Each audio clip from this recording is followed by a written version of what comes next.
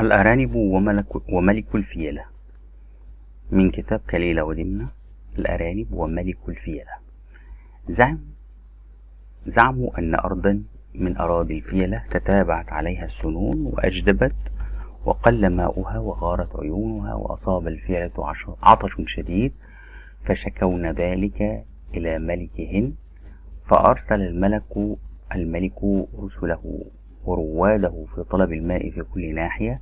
فرجع إليه بعض الرسل فأخبروه بأنه وجد في بعض الأمكنة عين يقال لها عين القمر كثيرة الماء. فتوجه ملك الفيلة بفيلته إلى تلك العين ليشربن منها. وكانت العين في أرض للأرانب، فوطئت الفيلة الأرانب بأرجلهن في جحورهن فأهلكن منهن كثيرا.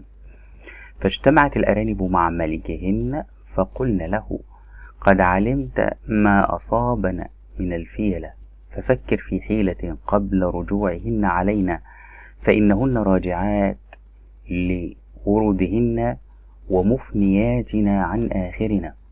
فقال ملك الأرانب: ليحضرني كل ذي رأي. فتقدمت أرنبة زكية يقال لها فيروز، فقالت: إن رأى الملك أن يبعثني إلى الفيلة، أتمنى أن يرسل معي أمينا ليرى ويسمع ما أقوله ويرفعه إلى الملك.